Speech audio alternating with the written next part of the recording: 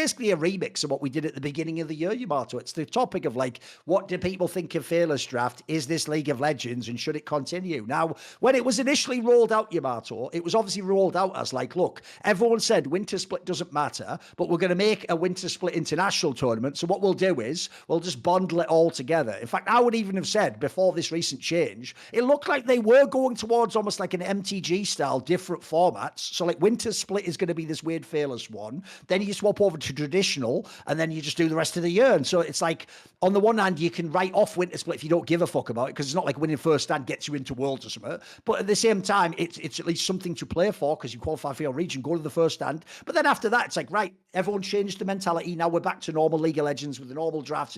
Instead, it's basically implied now, because it was already said they were going to do this in LCK, it's implied that the entire world of League of Legends, all the regions, will just be, not even next year, this year, they will just be Fearless from here on out, including Worlds, by the way, as in like MSI and Worlds as well. So everything. So even though people have done it as a remix of do you like Fearless or not, I actually want to ask on this bigger topic first, Yamato. What do you think of the idea that like it changes mid-season for the whole year? What do you think of that part? If it happens, we assume it's going to happen based on the report. I think it's so insane because the implications are massive. The implications are so massive because if you real time can go back on a commitment at the beginning of a year, it's like in terms of how you evaluate players, it is in the context of the calendar year that is competitive. I had this discussion on Twitter, like someone made the point, it's like, so you think that coaches sit there and think about which players are going to get for Fearless and not Fearless? It's like, no, they think about them in terms of their strengths. And obviously there's players that are going to perform better or worse in Fearless because it forces you to go a lot deeper in terms of the champions that you play. You're going to lose out on a lot of like specialists over time, and you're going to lose that precision. There's definitely players out there that want to rotate fewer champions. It's like Chovy, for example, this year, his split was one of the weaker ones in terms of his individual performance. And I think that you can mention that in regards to like Fearless, it forces him to widen his champion pool when in most cases, he is the one who locks in the same champion over and over again until it gets banned or the series is over. He is the most stubborn player ever in terms of champion choices. And it was, you know, his peak, right, in spring last year. That was a series where he played 5 games of Azir straight. So definitely, I think from a competitive standpoint, I think this lacks competitive integrity, and the implications that changes like this can happen real time in a year when there's commitments made is kind of crazy. Maybe next year there's going to be like pressure on making the format. Let's say all of a sudden everyone wants double elimination. And let's say MSI was such a fantastic tournament. I'm not saying this is going to happen, but let's say as an example, and there's external pressures from the fans. We really want double elimination. This is the greatest thing ever. Are they going to just change that for Worlds?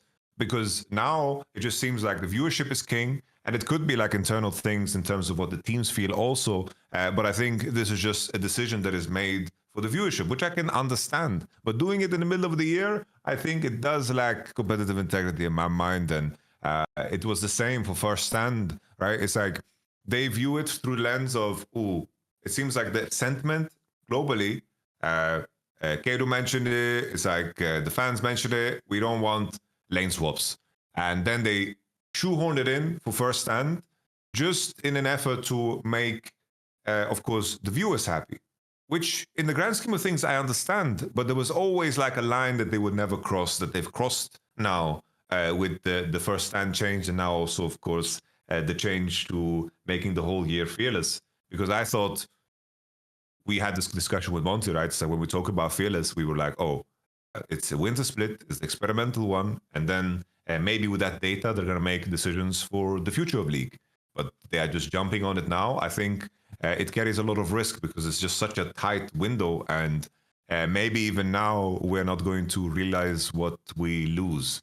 Because thinking about League history, even though, of course, you know, in Fearless, moments are going to be created too with an Olaf in Game 5 or whatever, but we have the Galio. We have, of course, Galio Faker when it came to 2017, that series against RNG, 5 games Galio straight, Azir. We have Bin Jax. There's so many legendary champions. We have like matchups of both sides of the matchups, whether it's Akali versus Sylas, and we get to see both sides of the matchups.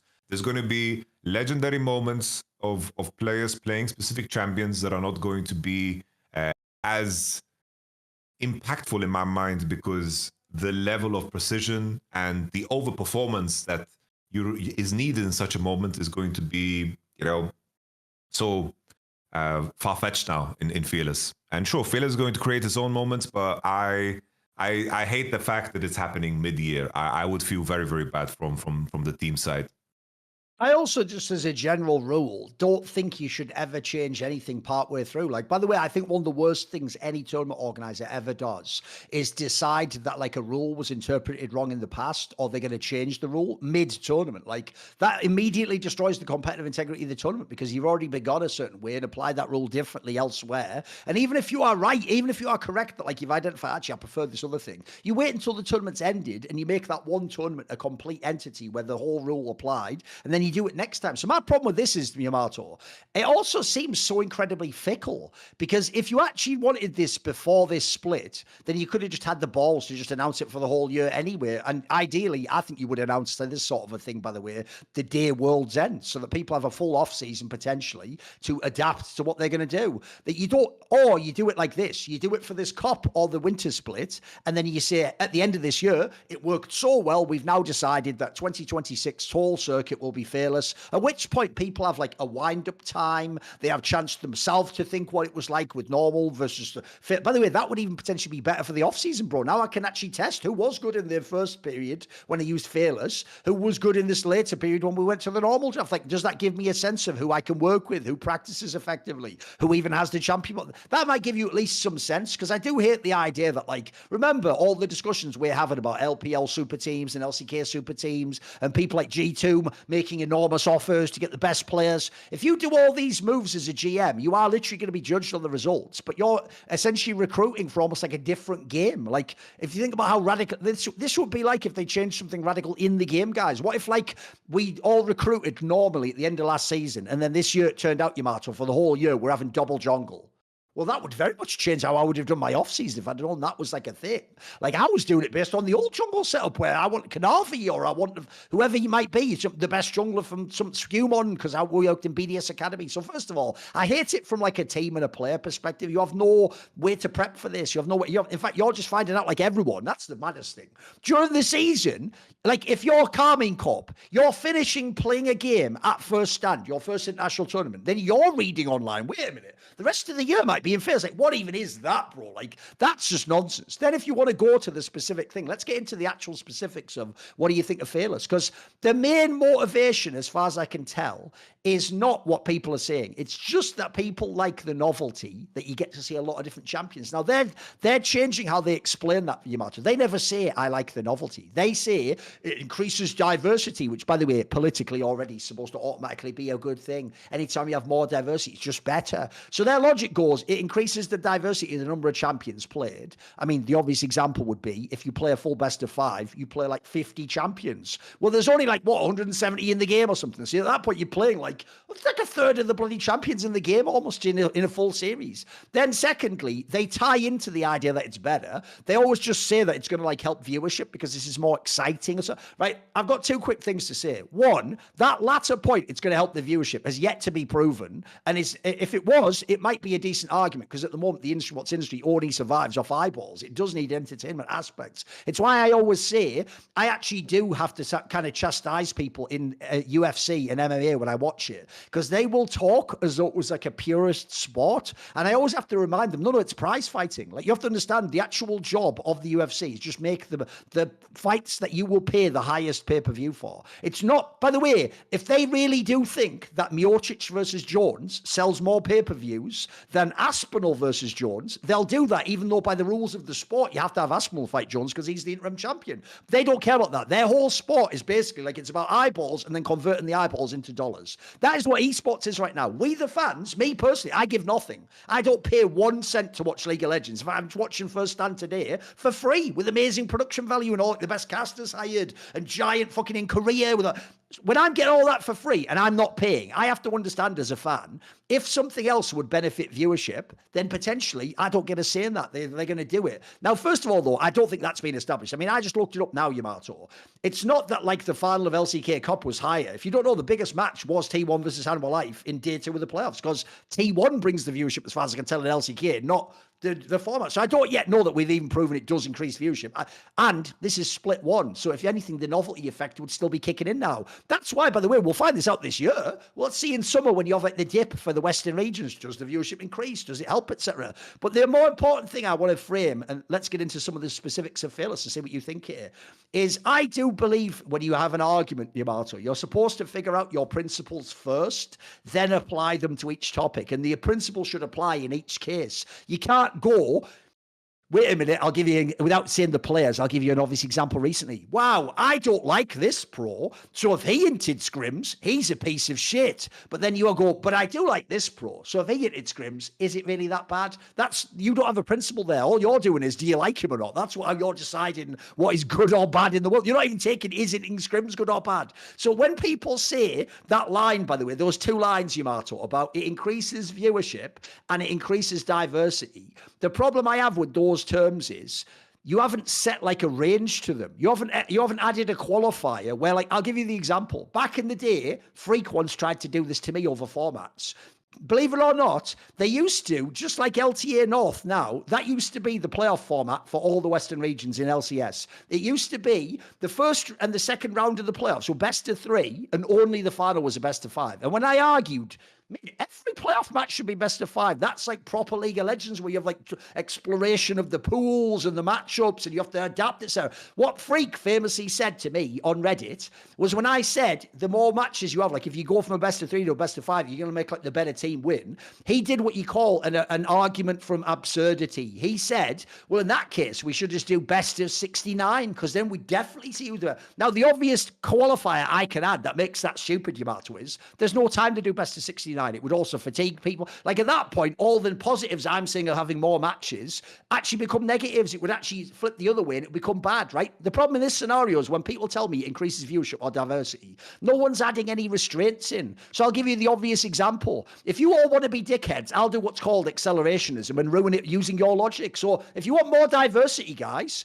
then immediately do what LS says. Don't just do hardcore Fearless. Do Iron Man Fearless where all the bands stack. And then by the time you get to game 5, bro, a guy could have like 20 champions banned against him. Well, you know what? If it's about adapting and more viewership and crazy angles, you're going to get loads there, mate. It's going to increase diversity. You're going to end up playing nearly all the champions. Isn't the game League of Legends? Wouldn't I be seeing who's better at League of... You see what I mean? You can take all the same arguments and really stretch them. So I want to know where you're actually at, Yamato. Where are you at on the idea of like, if it increases, do you think it will increase viewership to stick to Fearless? Will that be good? Do you think actually more champions is better in the game? Where are you at on these things, Yamato? Where are you at?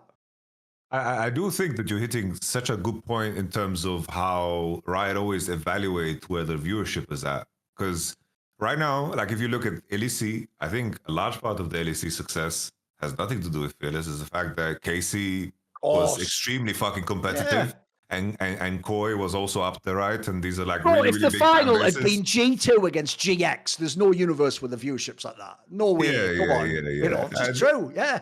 And like, it's just, it's like, it's fun. It's fun. I think it's fun, but that's like, I don't know how long that would last. It's like, I'm looking at it from the perspective of, you know, it's like, oh, I think it's interesting because it's not solved yet. It makes the mind work very, very differently. And that's how I consume it. But if this is going to be the norm, what are they going to blame if the viewership stagnates? Are we then going to have randomly a new format just because you want something new?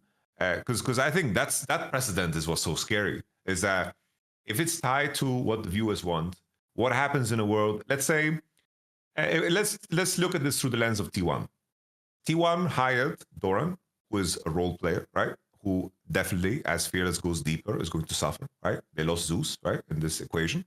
They had Gumayushi, who is a player who obviously loves to play Kate, Varus, and Jhin, and this stuff. And he's very happy that Lane Swap is gone, but definitely keeps his pool tighter because he doesn't like to play Zeri, Ezreal, and of course, Kai'Sa. this is not what he likes to play, and this is what Smash came in and played and did super, super well. Now, let's say there's a position where T1, let's say, due to these changes that occurred in terms of how MSI is approached and Fearless continuing, let's say there's a world where T1 don't make it. And T1 have a massive fucking fan base that are going to be angry at things. Like we saw KC fans, of course, who are big fans of KC. They were very angry about the remake that happened. You're looking to claw at anything to remove responsibility from the team, right? It's like, oh, Team Liquid cheated. They got this remake and draft. They had Kaiser Havard, and then they picked Ysante Nocturne instead. That's fucked up. They broke the rules, right? Imagine a world if T1 don't make it to Worlds, right? Let's say they don't make it to Worlds for some reason. Probably they will, right? But let's say they don't win Worlds. And this was in part because of these fucking, you can argue that this change has impacted now the entire view of T1. And then they have so much social energy behind them that the uproar that could happen behind this, is that going to make Riot move the needle and change a decision? Because that's how it looks like from outside. It's like, oh, everyone loved this, so we should do more of this. But it's like you don't have, like, take a breather, It's like you have this whole year, and you can easily say from the competitive standpoint, it's like, we are continuing with our commitment. We are monitoring Fearless. We are very excited about the results. We're going to really, really sit down with all of the teams, all the regions, all the commissioners, and figure out how the esports calendar is going to look for next year. We look forward to bring you guys the news and the conclusions of what we reached. And I think everyone would have been fine with that. Everyone would have been okay with that. Now they put themselves in a position where Fearless is committed. And then, as you say, it's like, what happens if the viewership doesn't work? Or let's say these elements that really, really shoot up your viewership into the sky are not there. And then what happens? Because the social energy is behind the biggest fucking teams. When there's KC, T1, or fucking Billy. Oh, for sure. If these teams are not there, what's happening then? Are you going to change the format to make sure that the big dogs are there? What's going to happen? Because now you're democratizing your fucking system, which is crazy, because people are not so involved, No, I'm with you. I also think, like I said, if you just make a principled argument but you haven't thought it through, you will just end up making the format stupid. Like, you could, if you're going to say things like, you just have to adapt, that's part of being a pro. Say the same people cheering when Riot artificially removed lane swaps. Where's the adaptation to that? Like, that was just part of the game. By the way, do you want me to actually blow your minds, League of Legends fans, as to why I always dunk on you and tell you you're playing the fucking Babby's first MOBA and that's a shit version of Dota? In Dota, they literally allow the meta to completely change as to what roles even exist in the game, just if that's what happens in the game. They don't go, oh, wait, that's not how the game should be played. Change that. Like, they've had whole years where the meta was completely alien to League of Legends. You would never have understood it if you'd have tuned in, like the tri-lane and stuff. You would have had no clue what was happening, because that's just the way they allowed the game itself to evolve. Riot doesn't do that. Riot lets it start to develop, and then certain aspects, like a bonsai tree, they come in and clip it and go, no, grow back this way. I want you to go back into this pattern instead, because they have a vision of what the game represents. So if you say things like, well, it's good because diversity is good and this increases diversity, well, then you know what? 10 bans per game each. Mate, you want diversity, 10 bans a game, you're going to have hella diversity. Imagine where you're going to be on game 5. And then before you say all the arguments that are logical, like, yeah, but who practices that many champions? Oh, no, sorry. If you're going to be a pro, adapt. Just, in fact, and by the way, there's another thing people don't realize. Eventually, when you had Fearless for long enough, you will also get adaptation. It's just everyone will adapt to a worse environment. What you'll get is there won't be people who are as extremely good on one champion like a one trick, because they won't actually be able to put in enough prep time on it, because you have to prep so many champions for the general pool that you're right. Everyone will get their base level on like 10 champions fairly decent, but you won't have what I actually think was one of the best charms of League of Legends, which is when you see Mickey X lock in Poppy, you don't even care if he entered the last 2 games. This could be the game he wins. He could get that fight because he's just so much better on Poppy than, like, the joke was at the last year, any other role on Poppy, even the junglers. Like, he was just better than them, unless you were maybe Peanut. Similarly, if you had Delight on Rakan, mate, game on. I'll put him against anyone on that champion. But if instead he doesn't practice Rakan as much as Rakan is as good, and now he's just like better on his 10th best champion. I mean, look, it makes the game more novel. As I said, it might make it more thrilling in the draft phase. I think you're actually going to get a worse game 5 out of it. You're not going to get, because I actually do think that's one of the things I didn't like about this last split, Yamato. is I felt a lot of the time when people were saying players played like shit, and especially when they said coaches drafted shit, I go back and I look, and it's like people aren't applying fearless logic. They're looking at the draft and forgetting, like, in game 5, nobody could ever have prepped this far. Like, you could never know what's going to be even available in game 5. So at that point, what was I practicing for? I was practicing general concepts. I'm now trying to like piece together like a weird jigsaw puzzle with different jigsaw pieces in it and hope it makes a color at the, like a fucking picture at the end. Like, in that scenario, I think you put unreasonable expectations on players and coaches. So, like, if people could be really reasonable, which is hard, and update their thinking, we could handle this. But I don't think they're going to. So I think the worst thing is you're going to get a whole year of people just getting flamed for being shit at League. But it's actually going to be really hard to be a pro League player or coach for my money, mate. I think, bro, if anything, it's like we talk about off seasons. It's like, bro, like now, if I was a coach who was actively coaching now, like, and you're doing a good job, you know, you would want to say, bro, I deserve to get paid more. Yeah. Like, we mentioned the legends, you know, like Tabe Sure. and Ohm, and you know, like Dylan Falco, or you know, fucking now with How Alive, with Mowgli and Andy, I mean, and so forth. even the KC guy, the rare guy, definitely changed his Yeah. draft strategy from upper bracket final to the final. Yeah, absolutely. For sure, it's like it's Cooked. so weighted now towards what coaches can do, and the approach definitely like shifts a lot. Like Genji, for example, let's say maybe they would have done more to retain Mata, because Mata went to T1 as an example. You know, it's like these question marks should never be there. That's what competitive integrity is. It's like there should never be a question. It's kind of like you know, you don't. The same conversation always occurred in it's like this the same way community views fucking conflicts of interest is the same way people view like competitive integrity. It's like it's by extension, if a question can even be asked and implied, that's already a problem in itself. And this just opens the floodgates, man. It's like now, as I can the League community, are we now positioning ourselves where the League community, the majority, whoever's going to be the loudest, is going to be able to evoke changes? That can be dangerous, I think, in the long term. And I don't know what the evolution will be. It's like, if Fearless doesn't work out and the viewership stagnates, where are we going to go from there? Are we going to walk back then? It's like, oh, this year, let's say the big teams are not as successful and the viewership goes down. Is that an accurate way of assessing the metrics that it didn't work? That part to me is going to be the roughest one. Like I don't know how they're going to assess the data and really make concrete decisions, because now it's like the League community as in a way they've gotten wins, right? They got the Hextech chest change back, the UI changed real time towards complaints, which is a good thing. The Hextech chest, good thing. And now the Fearless thing, I think, is just a step too far, where Riot kind of lose control over their own tournament circuit. But I do understand from Riot's side what they always constantly try to achieve.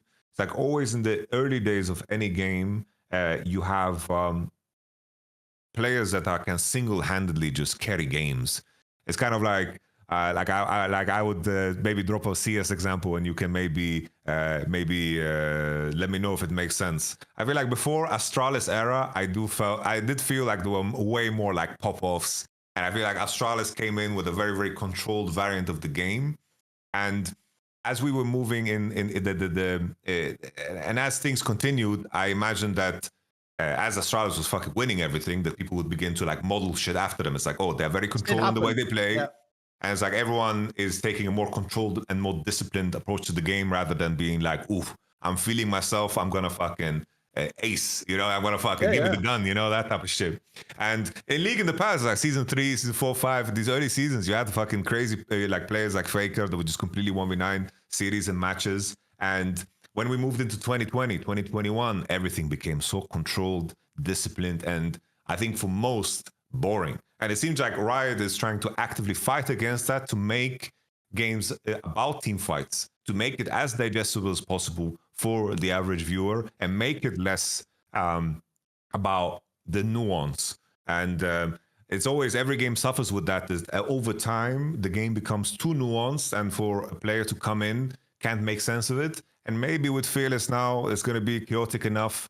And the idea is that, oh, if every player out there at some point can see their favorite champion on the Rift, maybe the casual will just want to be more involved, and the mistakes that I'm seeing on screen are a little bit more, digestible. Like an example I can say, it's like last year World Finals. I thought that was insane.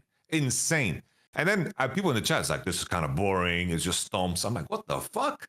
No, it means like this critical decision early in the game decides everything, and they're taking a lead and ballooning that, and then you have the other team understanding the nature of the game and finding the timers, and they're trying to call the way back and look at the precision of gameplay. It's like, no, Yamato, this is boring. It's not even close. It's one stomp, one stomp, one stomp. But it's like that's what League of Legends is in the pure form, and it feels like Riot's like trying to pull us away from that over and over again. It's like, no, T1, you're playing fucking perfect League of Legends at Worlds. Fuck you. You start over.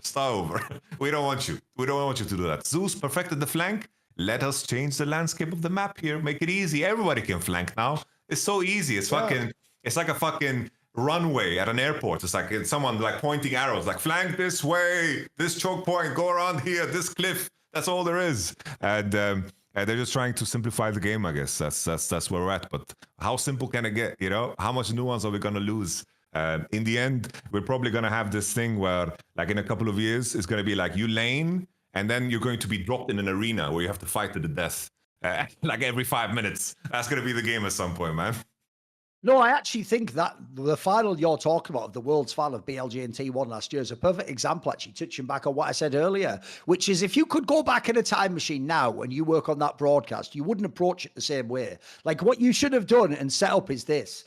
If you'd have done it Monty style, what you would have explained was that the reason why in the first 3 games BLG was going to win Worlds is they didn't actually let T1 just permanently have like that grub control and get ahead in the early game. Like T1 at the time, it looked like the meta in that final was whoever is ahead in the mid game probably wins the game. Well, that's why it was then incredible the last 2 games, because then T1 was behind on those 2 games, by the way, facing championship point, and they actually fought their way back into the game. That was the most impressive part. And then similarly, if you went back, by the way, so much of the beauty of that final wouldn't exist with Fearless. You couldn't have the run backs on the jacks. You couldn't have the Galio picks. Like these things wouldn't even be there. There'd be a different thing. Maybe it'd be a more exciting, who the fuck knows, but it would, there's a certain beauty of that type of a match. I mean, in some ways, it's almost fitting, Yamato. If we never ever get real standard league again, that was a pretty good high point of a series, as the way how it was played and how different the regional styles were and the strengths of the teams and where people were strong and where they were. Because I'm with you. I actually think that final was an example of the one that gave you everything.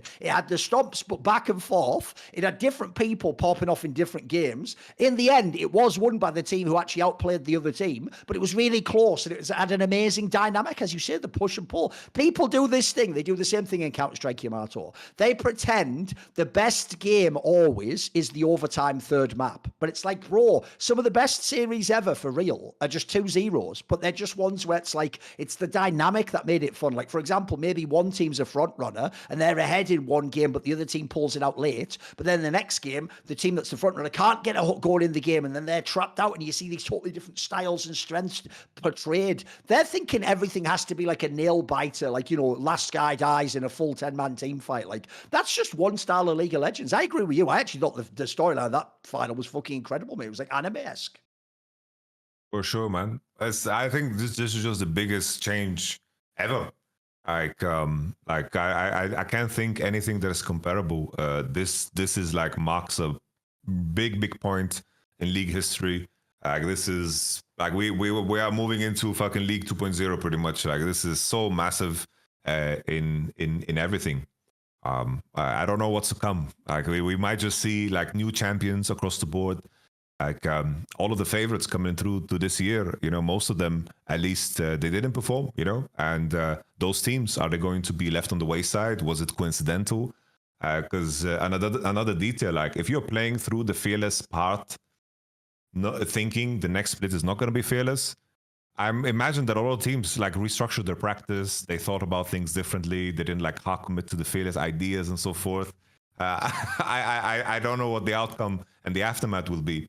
We might just have like a different kind of list for who are going to be like the top 5 players in each position, because everyone's being tested on very, very unique metrics now.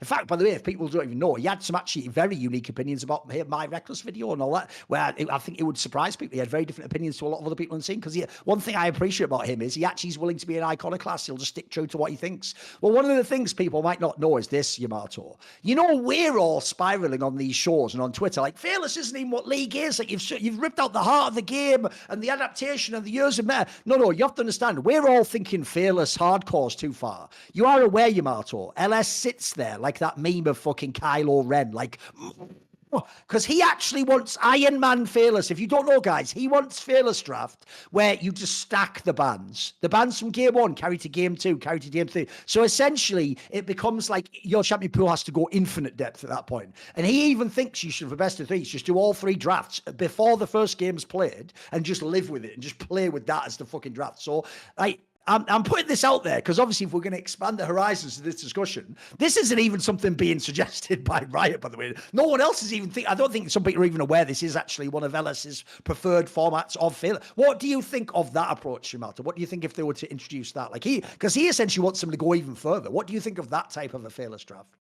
Honestly, in the context of best of 3, like I could definitely. I think he meant it specifically for BL3 to, like I said, to make it more like actual feel like Fearless, you know. Yeah, best of 5 will be absolutely psychotic, but in best of 3, I could see it. I could definitely see it in best of 3 because as you mentioned, it's like I watch so many best of 3s now, and I watched BO1 Fearless too, and that was completely pointless. You know, BO3s definitely there was a lot of moments where.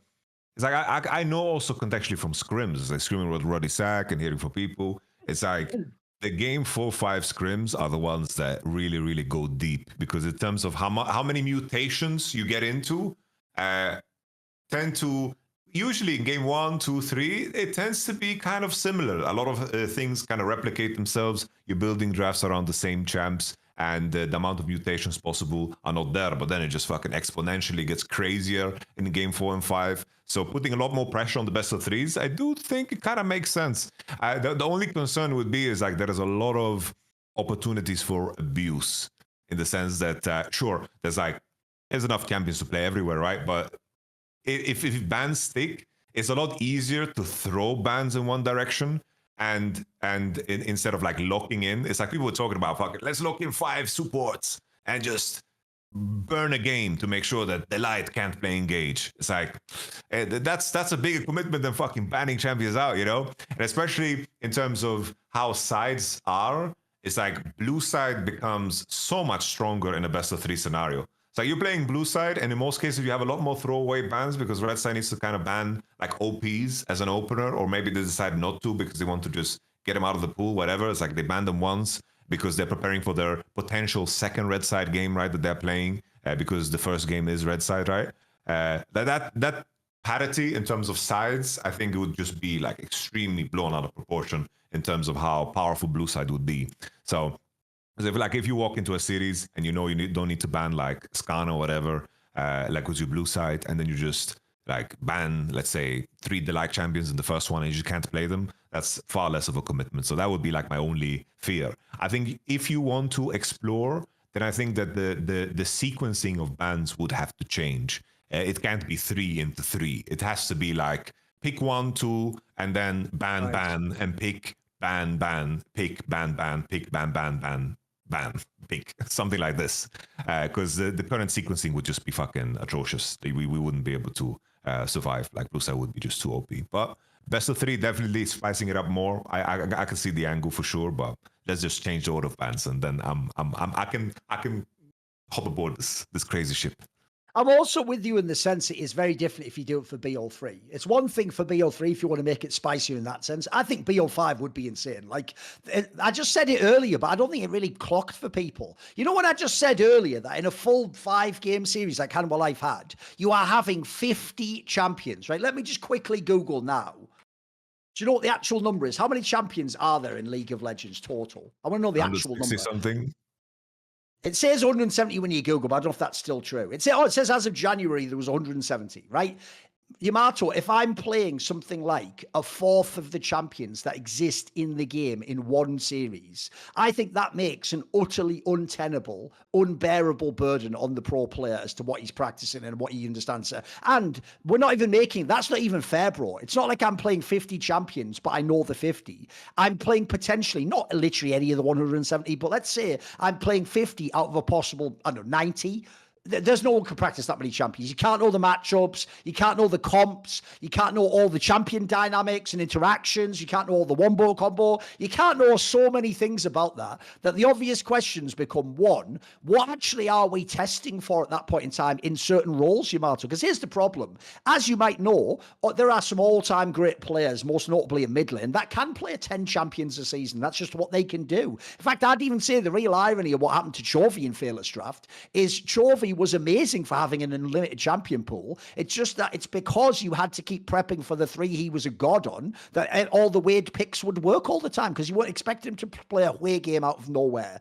But if you make it so like he just has to go to these champions, he actually wasn't as effective. You actually took away some of his edge, which was to sort of selectively use the champion pool when it fit him and when it didn't go to the limited champion pool. The obvious role that I think immediately, they wouldn't even just do badly, Yamato, they would never stop crying, is AD carry.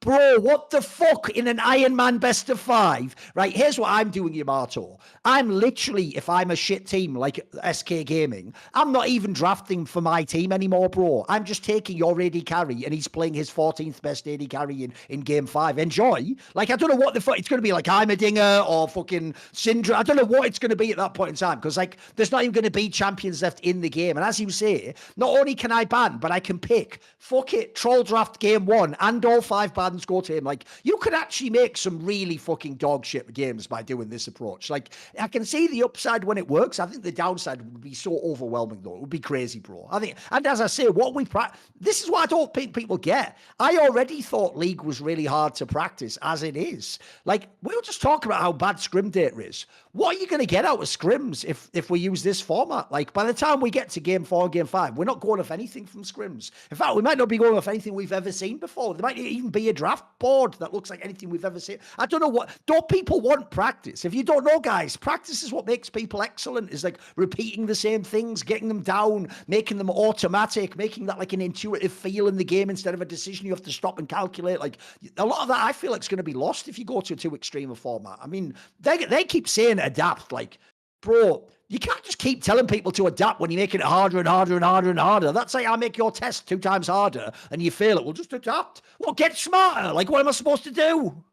You don't want to be in a position where fucking all the players need to be like fucking cockroaches to survive. You know, it's fucking nuclear warfare. like you want to have the beauty of it all. You know, you want a swan to be able to thrive and all these like all different elements. You know, you don't want something fucking designed for nuclear war to be the only thing surviving. Like, in my mind, if I added another layer to the Iron Man idea, go on. like my idea would be to then also incorporate blind pick. Basically, you start 5 games, 5 champions, you ban them, and then what you pick is blind because you have access to both.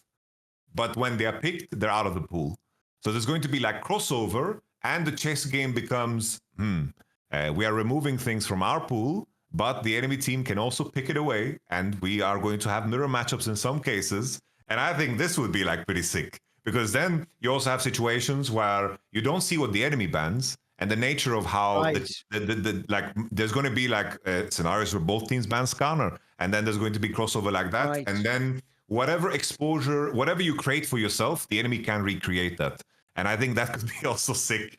So instead of blind pick, you're doing like blind ban essentially, like blind ban into like blind pick too, right. And then like you remove the champions from the pool, just so there's like a scenario where you cannot create a version where you trap the enemy the same way because they are basically in the same box as you. And if they're capable, they are going to pull through or do something different, right? And I think this could also be super, super interesting.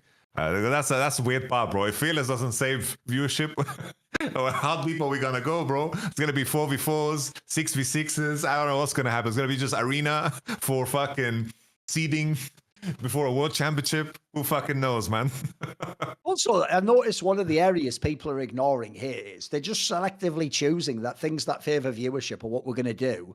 Bro, I'll tell you an obvious thing that I think would increase viewership. I think we've seen it both from teams like Karmine Corp and from like the changes in the game over the last few years, which is look, it costs money, but again, I didn't hear that used as a factor for or against any format issues. You know, they've just announced now that they're doing like roadshow style stuff again. I saw Fnatic announce they're going to be part of like whatever, was it like the Koi roadshow, whoever it was that's arranging it.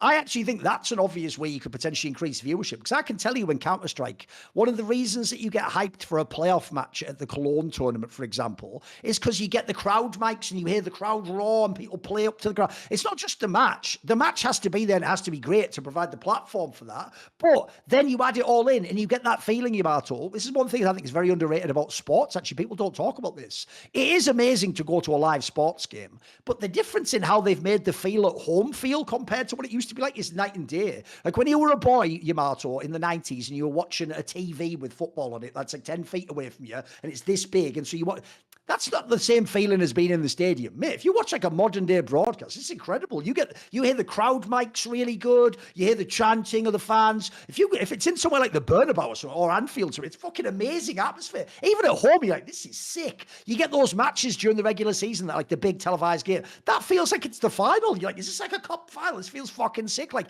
everyone's ready to just explode, right? You don't get that from the LEC studio. They've tried to do their version of it, which is just KC fans go do the blue wall thing. But the problem is that doesn't even show off the enormity of what KC fans would be like. When I watch, so you know what's sad? Here's what people don't get. The one area I'm on the side of KC fans and fucking staff is I do think that the biggest revolution in League of Legends in the West for the last like 5 years are those like homestand type things they're doing in the off season, bro, where they will actually like sometimes just to announce the roster, they can get like 15,000 people in a stadium, everyone with a jersey, everyone doing some massive like drums and shit. People, if you didn't see when they were walking out for those show matches, guys, but the joke is, like, Sakan in real life in France, never even been a good LEC player, by the way, is, like, more famous than, like, I don't know, some, like, all-time grip, like, upset in fucking LEC. Like, he just would be. Like, his response from a crowd would be, like, 10 times more. So that's what you should be playing to. If you want to make, like, a cool atmosphere on the game, if you want stakes to feel really high, and especially, by the way, if you want playoff matches to feel, like, crazy. Like, I'll tell you what, right?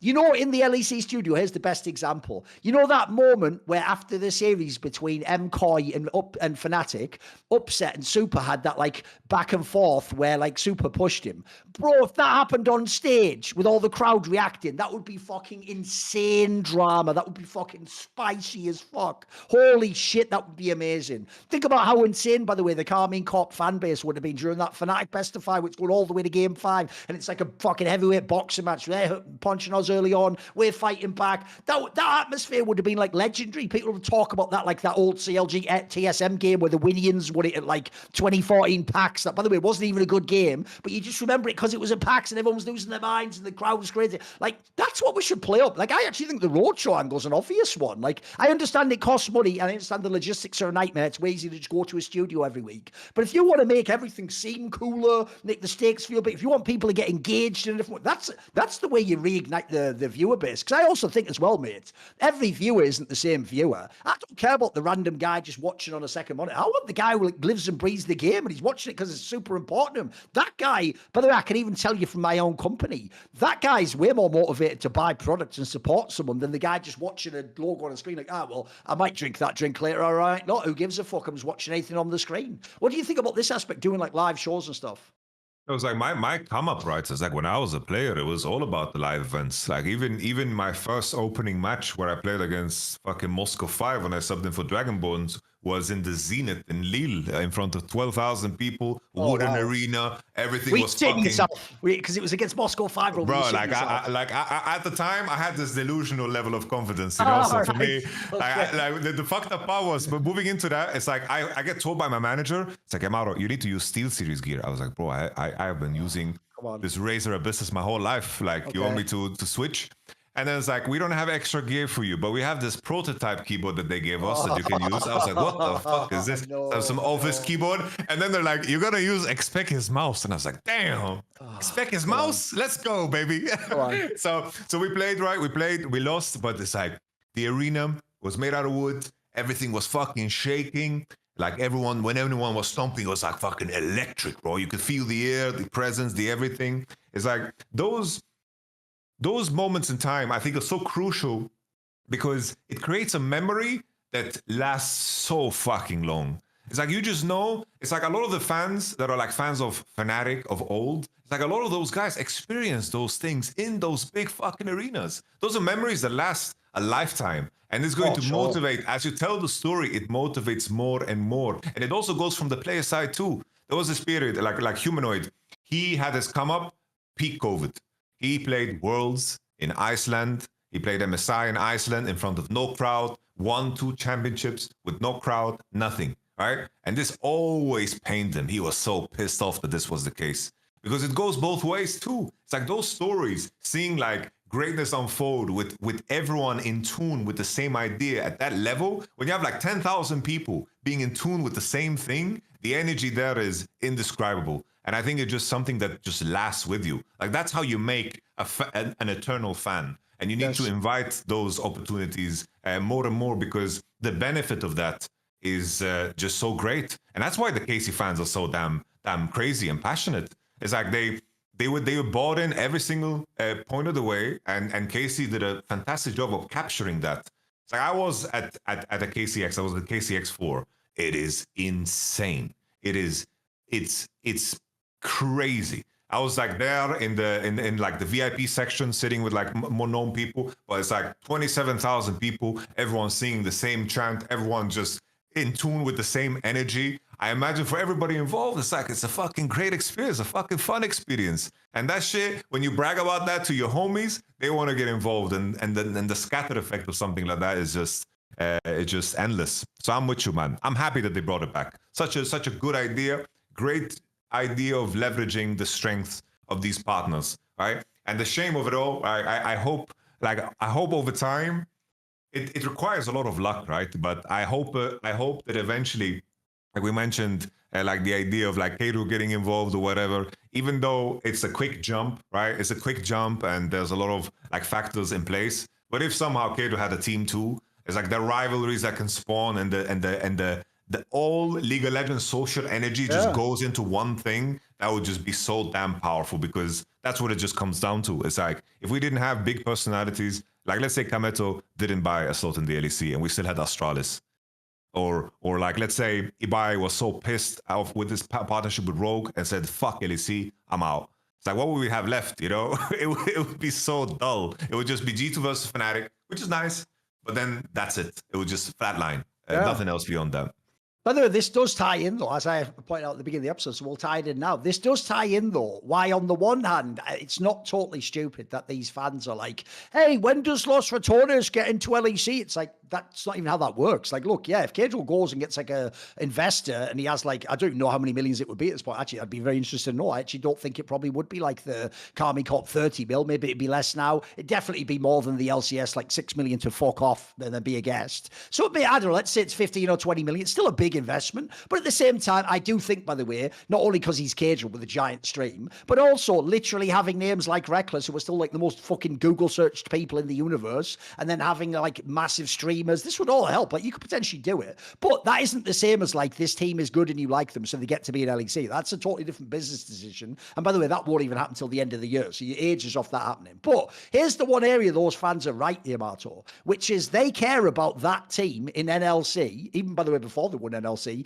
more than they care about some of the teams at the bottom of LEC, even though, by the way, the LEC team in theory has bigger budget, a slot, and in theory better players, but that's even debatable in certain cases. Now, the point that the person's right about is the NLC team in this case, if it is the Roddy Sack or Los Ratones or maybe Doublelift's team in the future could have this, we'll see, is they are able to actually capture a fan base that is more energized and engaged than just a generic fan base. So one thing that would be right is, I'm with you. One thing you could immediately do, though, is it'd have to be at the moment in exhibition tournaments. But the idea that we're not using those teams for live events is mental. Because I can tell you in Counter-Strike, another game that's also about eyeballs, people are very cynical, Yamato. Like, before it got changed now, Valve made it now, so you sort of have to invite people based on sort of a world rankings, basically, to your event. If there are certain slots, you're not allowed to just sort of say, well, fuck you, I'm inviting this other guy. But before, it was like the UFC example I gave. If you really wanted to, you would go out of your way, Yamato, to invite, like, Fury, the best Brazilian team, because Brazilian team automatically ensures like 300,000 viewership because they have a massive engaged viewer base that really support their team super heavily and nationalistic. So you actually want them in the tournament. Famously back in the day, it used to be different demographically back then, but Na'Vi used to bring, it sounds bad now, but the Russian language audience, that used to be the people that supported Navi because all their players were Russian and Ukrainian back in the day. So the joke used to be back in CS, even if these teams weren't top 5, the best final any TO could dream of would be a Furia against Navi. That would just automatically like break the viewership record. Meanwhile, and this did happen, in the online era, we had a couple of times where some like lesser teams who were really good made the finals and the viewership was non-existent. Everyone just tuned out because no one knew who the fuck they were. So what's funny is there is a world right now where if you want to go MMA, UFC style and just make like big events that have loads of viewership, of course you'd bring Los Ratones. That'd be that'd easily be a top 5 team in Europe that you'd bring to this event. So if you could have like a road show, like an IEM or some tournament that doesn't count for the circuit, you'd activate those teams tomorrow, mate. And I also think you're right as well. They haven't just activated like a fan is a fan of that team. I think those people, not only could they like sell tickets in a stadium, they're the teams that can do the fucking like live watch party in their home city or in some like in Berlin or something, like in a way that I don't think SK Gaming and Rogue can, quite frankly. I don't believe they actually have the same level of interaction or engagement from their fan base. So, by the way, if we're going to do this whole thing, like it's about viewership and it's about an entertainment product, then let's go ahead and get rid of a lot of these riots, sort of like guardrails and things that are blocking people out. There's a lot of things we could do to maximize viewership in European League of Legends, mate. Like, that's actually the one area where LEC is very different to the environment of LTA. Below LTA, there is nothing. That's why there's this whole thing about Doublelift could just walk in and just like take over the scene tomorrow and then also fuck off the day after that if he wants. Like in Europe, we already had it with Carmine Cup before they were in LEC. We have teams that already are essentially operating like some of the biggest European esports clubs, whether they're in LEC or not. So it feels almost foolish to me not to include those people on some level. Like I say, maybe it has to be a third-party tournament or you let the Saudis run it or something. But you'd be a fool not to take advantage of it, Yamato. Like, I understand also there's an aspect I'll very quickly address like in 30 seconds. It goes like this. The problem is the franchise system. You haven't just sold people a slot. Remember, you're selling them the slot. You're also selling the idea that you're all collectively as a league doing things. So in theory, you have to get everyone else's permission also for people to join the league. And they themselves, this is why Carlos got his slot taken away in VCT in Valorant. It's the idea of, do we want to be in business with you? Maybe you represent things we don't care about. That's aged very poorly, but that was the thinking back then. So what do you think on this aspect? Like on the one hand, I do think it's silly to think like, no, that even if you could have promotion system again, I don't know that you'd want to just promote streamer teams into the LEC. I don't know that it'd go as well as people think, but I can see why there's an impetus for it. Obviously, people do care about that team way more than they care about the worst LEC team. That's true. I think the qualification process, as long as it's fair, if streamer teams make it through, I think that's what it needs to be, right? It's like thinking back to what the relegation system was in the past. Even it was that, I could. Here's the obvious thing I could say to you, Matt. Wouldn't that have been your team getting demoted last year to a streamer team? Yeah. Could have been, right? Could have been. Could have been. Yeah. It's you could live with that. It's like that's a part of the risk, right? That's a part of the risk, and I would accept both sides of it. Casey probably not affected by true. Okay. But let's say technically they won EMA Masters and then qualified. Let's say, but yeah. I do think that would change like the approach completely, right? So like if that level of tension is there already in winter and you can qualify differently, I would take a fucking completely different approach to things. But that's a different conversation. I think if you qualify fair and square in the system that is there, I think that's what it is. It's like I think some of the stories that we had, right, of past teams that made it through, like in the LCK was the case with fucking Griffin and the gang, and we had the Origin, and we had the G2 even qualifying at some point. I do think it shakes things up in a way that it forces the teams that are playing to survive or to fucking pinch every penny to do things appropriately. Because I do think from an organizational standpoint, to be challenged on what you do is something crucial to make sure that you keep fucking swimming. You know, like if you have sharks coming behind you, you have to fucking keep swimming. I think this is so crucial because at the end of the day, like what I wanted to follow up, but you mentioned it yourself. It's like the EWC can potentially do the funniest thing possible. Because who the fuck are they inviting?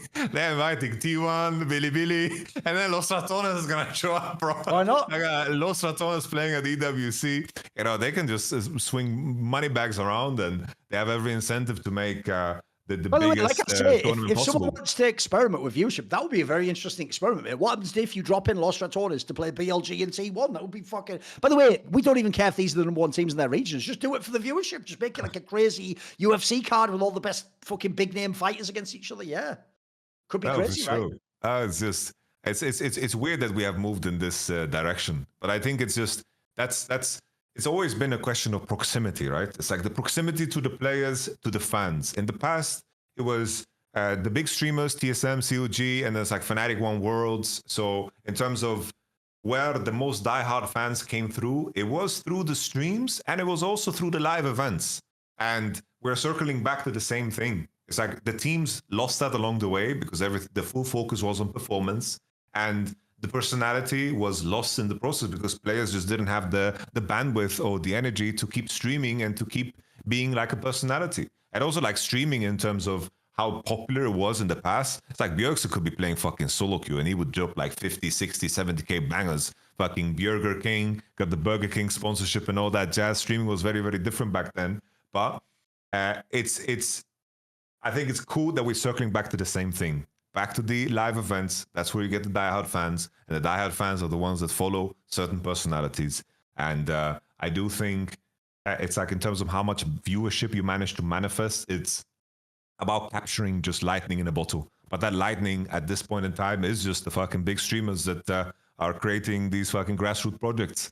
So I feel bad for NA because I do think they fucked up a lot of things format-wise for themselves. And also I feel bad for Brazil because they did exactly that. They created rivalries within the region that was so beautiful and everyone was bought into the stories and everyone was involved in and then Riot just killed that in hopes of stimulating, of course, LTA North. But now in terms of the social energy and in terms of like the personalities that we have there, it's like we have some spice with APA talking shit, Whipple talking every now and then. But beyond that, what do we really have, you know? Just a bunch of players that want to be pros, want to focus on being pros. And I think the streamers are bringing back what people care about because it's like esports is interesting because of the proximity. It's like esports is interesting because you can go on the Twitter of a player that played bad and tweet at him, yo, you play like shit. It's like there's no proximity in fucking traditional sports. And traditional sports has the, let's say, the nostalgia of the sports that have so much history and that your parents played and their grandparents played. There's a lot of nostalgia there. So you need to have that proximity at all times, whether it's live events or, of course, streaming personalities. So I think we are going back to step one, which I'm happy with. But I want, bro, give us a way to qualify. Come on, like that's LTA the problem, though, mate. The problem is those two different directions. They aren't even vaguely aligned. So essentially, what you're asking is the difference between how do we make the most competitive league? I'm sorry, we already know that answer. You just make a competition mode where you can qualify and you can demote people. That literally will make automatically the most competitive system. The problem is currently that goes almost completely counter to what helps business, and in the long run will actually help viewership. This might sound weird because to a fan they go, that's not true though, I just want to watch the best teams play.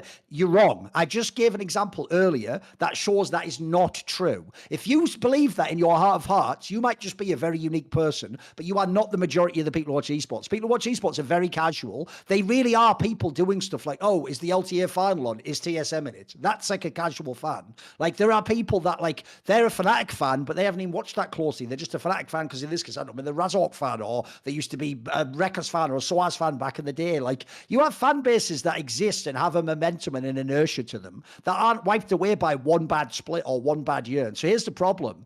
If you ever really did demote Fnatic out of LEC, it's a bit like TSM leaving LCS. You've ruined the league. You actually have. Like, it doesn't even matter if the team that comes in is better than them. The team that could come in could be generational, win every championship. The point is, you're not going to have that decade-long fan base and people who keep dipping back in have a reason to come. And so essentially the problem is, if you notice the way franchise leagues work, it's like the idea of that Super League in football that was recommended. It wasn't about who were the best teams on the pitch. It was about who were the best clubs in terms of media size, because those clubs want to be in business with each other, because their logic goes like this, Yamato. Even if Barcelona, to be fair, like the Real Madrid and Barcelona this season just take turns every month deciding who's good and who's bad. But let's say this month, like if you go back earlier in the year, at one point it looked like actually Barcelona was a bit sketch. They were doing a bit bad, right? You wouldn't ever want Barcelona not to be in La Liga Liga. Like, no team coming up, even if they're better on the pitch, can be better than Barcelona, the org, because of all the Barcelona fans and their stadium and the fact that, you know, eventually, logic goes, eventually they're going to get it together again. They're going to get their shit together. If it's not this year, it's not, and then it's going to be in 3 years, whatever. They're going to get a new draft class and fucking players from their academy, as they have, that are all sick as fuck, and they're going to somehow do it that way. Same way as in Real Madrid.